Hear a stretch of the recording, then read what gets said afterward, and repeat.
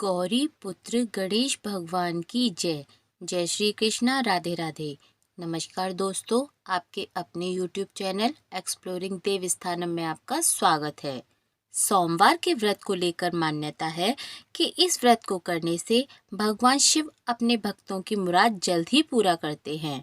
सोमवार का दिन भगवान शिव को समर्पित है, इसलिए इस दिन भगवान शिव की पूजा और व्रत करने का महत्व और ज़्यादा बढ़ जाता है। यदि आप सोमवार के व्रत करते हैं तो आपको सोमवार व्रत कथा को पढ़ना बेहद ज़रूरी है, क्योंकि इसके बिना आपका व्रत अधूरा माना जाता है। तो आइए जानते हैं सोमवार की व्रत कथा। किसी नगर में एक धनी व्यापारी रहता था।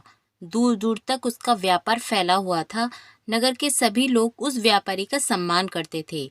इतना सब कुछ संपन्न होने के बाद भी वह व्यापारी बहुत दुखी था, क्योंकि उसके कोई पुत्र नहीं था, जिस कारण अपनी मृत्यु के पश्चात व्यापार के उत्तराधिकारी की चिंता उसे हमेशा सताती रहती थी।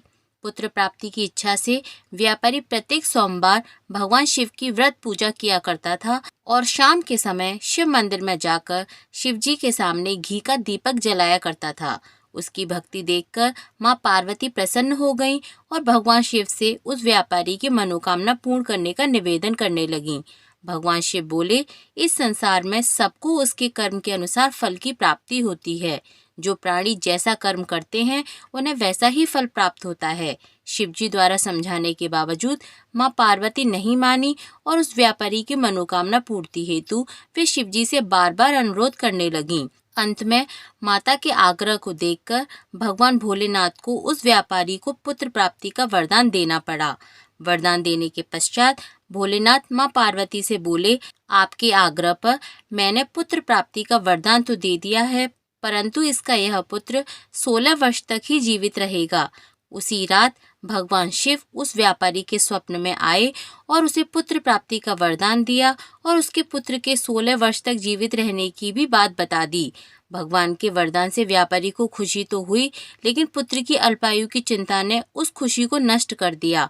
व्यापारी पहले की तरह सोमवार के दिन भगवान शिव का विधिवत व्रत करता था। कुछ महीनों के बाद उसके घर एक अति सुंदर बालक ने जन्म लिया और घर में खुशियां ही खुशियां आ गईं। बहुत धूमधाम से पुत्र जन्म का समारोह मनाया गया, परंतु व्यापारी को पुत्र के जन्म की अधिक खुशी नहीं हुई, क्योंकि उसे पुत्र की अल्पायु के रहस्य का पता था। जब पुत्र 12 वर्ष का हुआ तो व्यापारी ने उसके मामा के साथ पढ़ने के लिए उसे काशी भेज दिया। लड़का अपने मामा के साथ शिक्षा प्राप्ति हेतु चल दिया। रास्ते में जहाँ भी मामा भांजे विश्राम हेतु रुकते, वहीं यज्ञ करते और ब्राह्मणों को भोजन कराते। लंबी यात्रा के बाद मामा भांजे एक नगर में पहुंचे।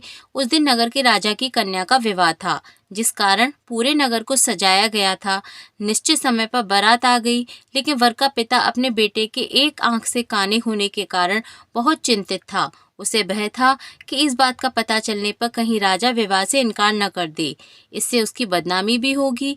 जब वर के पिता ने व्यापारी के पुत्र को देखा तो उसके मस्तिष्क में एक विचार आया। उसने सोचा, क्यों न इस लड़के को दूल्हा बनाकर राजकुमारी से विवाह करा दूं। विवाह के बाद इसको धन देकर विदा कर दूंगा और राजकुमारी को अपने नगर ले जाऊंगा। वर के पिता ने लड़के के मामा से इस संबंध में बात की।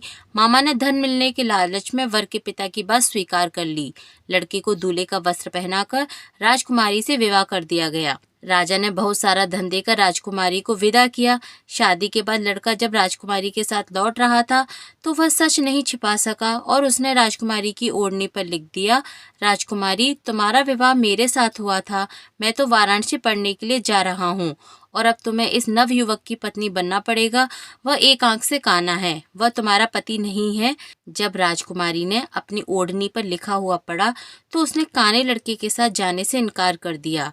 राजा को जब ये बात पता चली तो उसने राजकुमारी को महल में ही रख लिया। उधर लड़का अपने मामा के साथ वाराणसी पहुंच गया और गुरुकुल में पढ़ना शुरू कर दिया। जब उसकी आयु 16 वर्ष की हुई तो उसने यज्ञ किया। यज्ञ की समाप्ति पर ब्राह्मणों को भोजन कराया और खूब अन्न वस्त्र दान किए। रात को वह अपने शयन कक्ष में सो गया। शिव के वरदान के अनुसार शयन अवस्था में ही उसने अपने प्राण छोड़ दिए। सूर्योदय होने पर मामा ने जब अपने मृत भांजे को देखा तो रोना पीटना शुरू कर दिया। आसपास के लोग भी एकत्र होकर दुख प्रकट करने लगे। लड़के के मामा के रोने विलाप करने के स्वर समीप से गुजरते हुए भगवान शिव और माता पार्वती ने भी सुने। माता पार्वती ने भगवान से कहा, हे प्राणनाथ, मुझे इसके रोने के स्वर सहन नहीं हो रहे हैं, आप इस व्यक्ति के कष्ट को दूर करें। भगवान शिव ने माता पार्वती के साथ अदृश्य रूप में समीप जाकर देखा तो भोलेनाथ माता पार्वती से बोले, यह तो उसी व्यापारी का पुत्र है जिसे मैंने 16 वर्ष की आयु का वरदान दिया था। इसकी आयु पूरी हो गई है। माँ पार्वती ने फिर भगवान शिव से निवेदन कर उस बालक को जीवन देने की आग्रह किया। माता पार्वती के आग्रह पर भगवान शिव ने उस लड़के को जीवित होने का वरदान दिया और कुछ ही पल में वह जीवित होकर उठ बैठ गया। शिक्षा समाप्त करके लड़का मामा के साथ अपने नगर की ओर चल दिया। दोनों चलते हुए उसी नगर में पहुंचे जहां उसका विवाह हुआ था। उस नगर में भी यज्ञ का आयोजन किया। समीप से गुजरते हुए एक नगर के राजा ने यज्ञ का आयोजन देखा और उसने तुरंत ही लड़के और उसके मामा को पहचान लिया। यज्ञ के समाप्त होने पर राजा मामा और लड़के को महल में ले गया और कुछ दिन उन्हें महल में रखकर बहुत सा धन, वस्त्र आदि देकर राजकुमारी के साथ विदा कर दिया।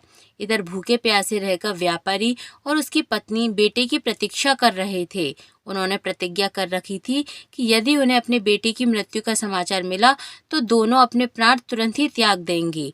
परंतु जैसे ही उसने बेटे के जीवित वापस लौटने के समाचार सुना तो वह बहुत प्रसन्न हुआ। वह अपनी पत्नी और मित्रों के साथ नगर के द्वार पर पहुंचा। अपने बेटे के विवाह का समाचार सुनकर पुत्र वधू राजकुमारी को देखकर उसकी खुशी का ठिकाना न रहा। उसी रात भगवान शिव ने व्यापारी के स्वप्न में आकर कहा, हे श्रेष्ठी, मैंने तेरे सोमवार के व्रत करने और व्रत कथा सुनने से प्रसन्न होकर तेरे पुत्र को लंबी आयु प्रदान की है। पुत्र की लंबी आयु जानकर व्यापारी बहुत प्रसन्न हुआ। शिव भक्त होने तथा सोमवार का व्रत करने से व्यापारी की सभी मनोकामना पूर्ण हुई। इसी प्रकार जो भक्त सोमवार को विधिवत व्रत करते हैं और व्रत कथा सुनते हैं, उनकी सभी इच्छाएं पूरी होती हैं और भगवान भोलेनाथ का आशीर्वाद बना रहता है। बोलिए पार्वती माँ की जय, भोलेनाथ की जय।